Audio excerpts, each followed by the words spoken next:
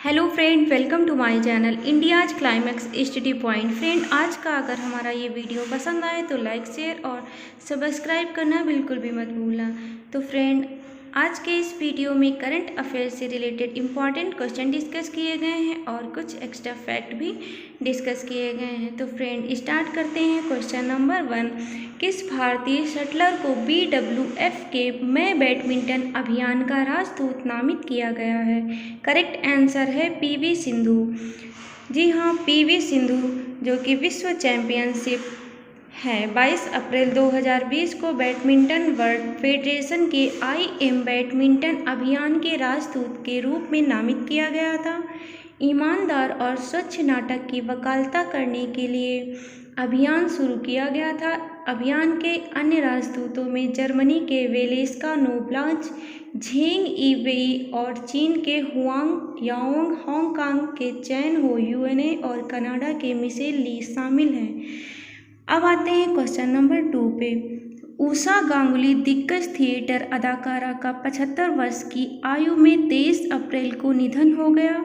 उन्होंने निम्नलिखित फिल्मों में से किसमें पटकथा की थी? करेक्ट आंसर है रेनकोट। थिएटर की दिग्गज उषा गांगुली का 23 अप्रैल 2020 को कार्डियक अरेस्ट से पीड़ित होने के बाद निधन हो गया। वह 75 वर्ष की थी। रंगकर्मी के संस्थापक ने 2014 में ऐश्वर्या राय बच्चन, अजय देवगन स्टारर रेनकोट की पटकथा पर काम किया था, जो ओ हेनरी की द गिफ्ट ऑफ द मागी पर आधारित एक हिंदी फिल्म थी। फिल्म का निर्देशन ऋतुपर्णो घोष ने किया था। अब आते हैं क्वेश्चन नंबर 3 पे। PM Narendra Modi corona virus lockdown पर मुख्यमंत्रियों के साथ अपना तीसरा वीडियो सम्मेलन कब करेंगे? करेक्ट आंसर है 27 अप्रैल को। तो PM नरेंद्र मोदी 27 अप्रैल 2020 को सभी मुख्यमंत्रियों के साथ अपना तीसरा वीडियो कॉन्फ्रेंस करेंगे। PM मोदी से उम्मीद की जा रही है कि वे कोरोना वायरस महामारी के खिलाफ देश की लड़ाई में आगे बढ़ेंगे। आते हैं क्वेश्चन नंबर 4 पे। 2 बिल्लियों ने कोरोना वायरस के लिए सकारात्मक परीक्षण किया, जो संयुक्त राज्य अमेरिका के किस शहर में है? करेक्ट आंसर न्यूयॉर्क में। तो 2 बिल्लियों ने कोरोना वायरस के लिए सकारात्मक परीक्षण किया है संयुक्त राज्य अमेरिका में। कोविड-19 संक्रमण का अनुबंध करने वाले पहले पालतू जानवर बन गए हैं। बिल्लियों को कथित तौर पर उनके मालिकों से संक्रमण मिला था। अब आते हैं क्वेश्चन नंबर 5 पे। तो राष्ट्रीय नौवहन बोर्ड के नए प्रमुख के रूप में किसे नियुक्त किया गया है? करेक्ट आंसर है मालिनी शंकर। जी हाँ, शिपिंग के पूर्व महानिदेशक मालिनी शंकर को सरकार द्वारा राष्ट्रीय शिपिंग बोर्ड के नए प्रमुख के रूप में नियुक्त किया गया है, जो भारतीय शिपिंग से संबंधित मामलों पर सर्वोच्च सलाहकार निकाय है। आते हैं क्वेश्चन नंबर 6 पे। निम्नलिखित में से किसने बताया कि भारत में वायु प्रदूषण 20 साल के निचले स्तर पर पहुंच गया है? करेक्ट आंसर है NASA. National aeronautics and space administration ने 22 अप्रैल 2020 को घोषणा की कि भारत में वायु प्रदूषण 20 साल के निचले स्तर पर पहुंच गया है। अब बात करते हैं नेक्स्ट क्वेश्चन की। तो ICMR निर्देशों के अनुसार भारत में कोविड-19 पोलित परीक्षण में एक साथ कितने नमूनों का परीक्षण किया जाएगा?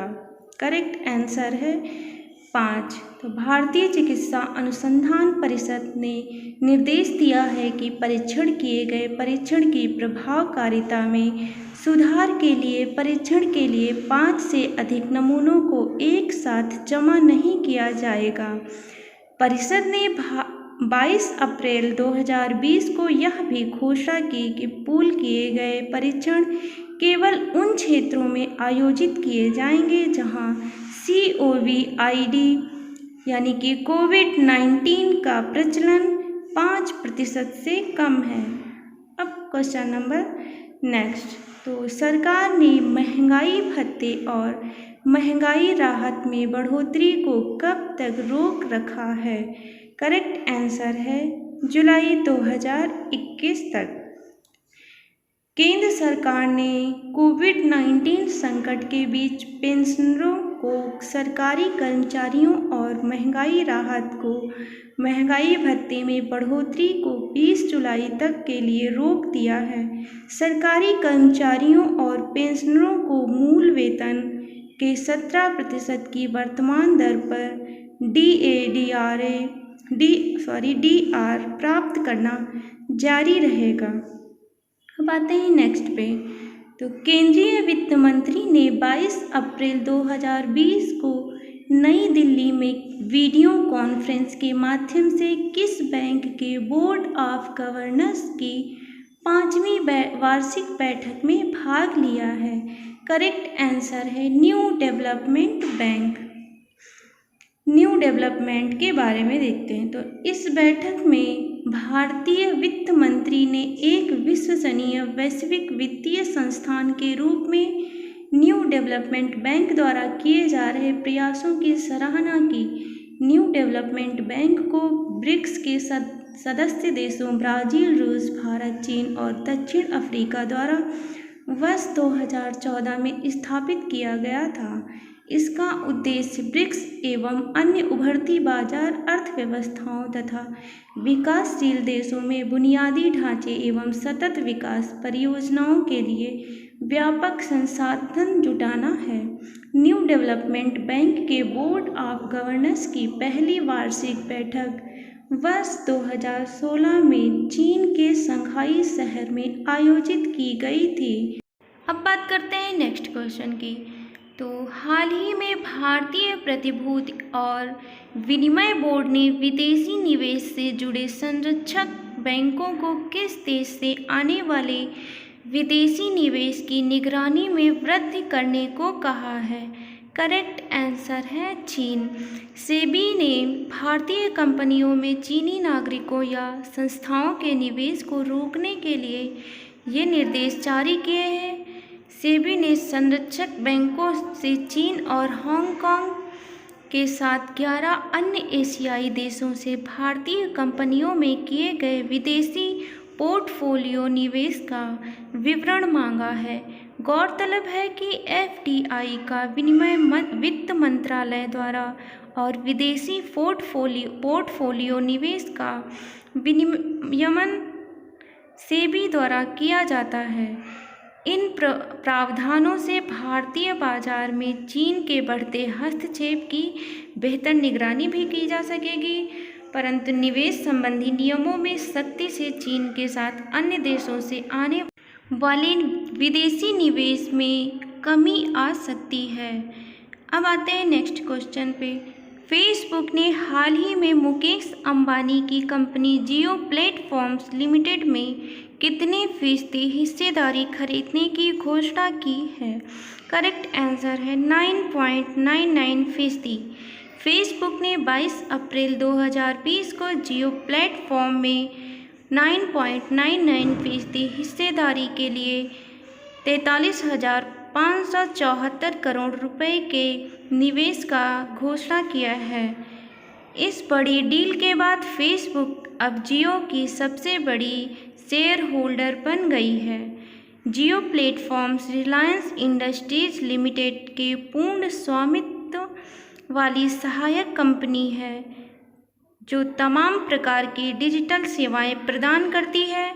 इसके ग्राहकों की संख्या 38.8 करोड़ से अधिक है। जियो और फेसबुक के बीच तालमेल से डिजिटल इंडिया के लक्ष्य को हासिल करने में मदद मिलेगी। अब आते हैं नेक्स्ट क्वेश्चन पे। सिंगापुर के प्रधानमंत्री ली शेन लूंग ने देश में आंशिक प्रतिबंध कितने तारीख तक के लिए बढ़ा दिया है, जो 4 मई को समाप्त होने वाला था? करेक्ट आंसर है 1 जून। सिंगापुर के प्रधानमंत्री ली शेन लूंग ने देश में आंशिक प्रतिबंध 1 जून तक के लिए बढ़ा दिया है, जो 4 मई को समाप्त होने वाला था। दरअसल प्रधानमंत्री का यह बयान ऐसे समय में आया है जब सिंगापुर में एक दिन में कोरोना संक्रमण के 1111 नए केस सामने आए, जिसके बाद कुल मामलों की संख्या 9125 हो गई। प्रधानमंत्री ली हसियन लूंग ने अपने नागरिकों से सख्त प्रतिबंधों का पालन करने और एक दूसरे की मदद करने का आग्रह किया है।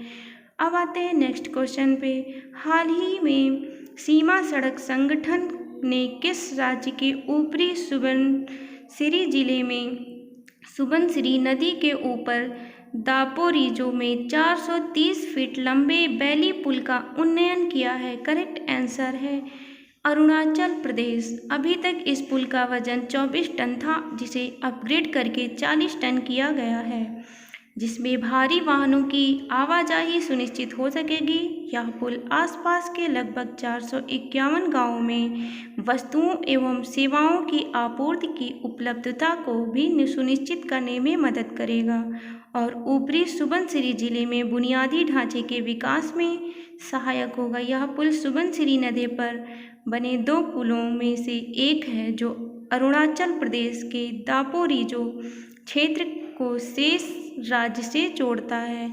अब आते हैं नेक्स्ट क्वेश्चन पे। हाल ही में किस राज्य सरकार ने मुख्यमंत्री कोविड-19 योद्धा कल्याण योजना लॉन्च की है? करेक्ट आंसर है मध्य प्रदेश। मध्य प्रदेश सरकार के अनुसार प्रदेश के लगभग 1 लाख आंगनवाड़ी कार्यकर्ताओं और सहायिकाओं को मुख्यमंत्री कोविड-19 योद्धा कल्याण योजना का लाभ प्राप्त होगा। मध्य प्रदेश सरकार की इस योजना के तहत लोक स्वास्थ्य एवं परिवार कल्याण विभाग, चिकित्सा शिक्षा एवं आयुष विभाग के सभी सफाई कर्मचारी, वार्ड बॉय, आशा कार्यकर्ता, पैरामेडिकल स्टाफ, डॉक्टर विशेषज्ञ तथा अन्य स्वास्थ्य कार्यकर्ता, नगरीय प्रशासन के सभी सफाई कर्मचारियों आदि को भी शामिल किया गया है। योजना के अनुसार यदि कोरोना वायरस से लड़ते हुए किसी भी कर्मचारी की मृत्यु हो जाती है तो उसके परिजन को 50 लाख रुपए की सहायता दी जाएगी। अब आते हैं नेक्स्ट क्वेश्चन पे। तो हाल ही में गोदावरी नदी घाटी क्षेत्र में निवास करने वाली आदिवासी आबादी के बीच कोविड-19 परीक्षण करने के लिए किस राज्य सरकार को निर्देश देने के लिए सर्वोच्च न्यायालय में एक याचिका दायर की गई है? करेक्ट आंसर है आंध्र प्रदेश। याचिका में कहा गया है कि गोदावरी नदी घाटी क्षेत्र, जहां आदिवासी आबादी निवास कर रही है, पोलावरम सिंचाई परियोजना वाले क्षेत्र के समीप है। गोदावरी नदी घाटी क्षेत्र आंध्र प्रदेश, तेलंगाना, ओडिशा और छत्तीसगढ़ तक विस्तारित है। गोदावरी नदी सबसे बड़ी प्रायद्वीपीय नदी है। यह महाराष्ट्र के नासिक जिले में पश्चिम घाट की ढालों से निकलती है। इसकी लंबाई लगभग 1500 किलोमीटर है। तो फ्रेंड, अगर आज का हमारा ये वीडियो पसंद आया हो तो लाइक, शेयर एंड सब्सक्राइब कीजिए। अब मिलते हैं नेक्स्ट टॉपिक के साथ अगले वीडियो में।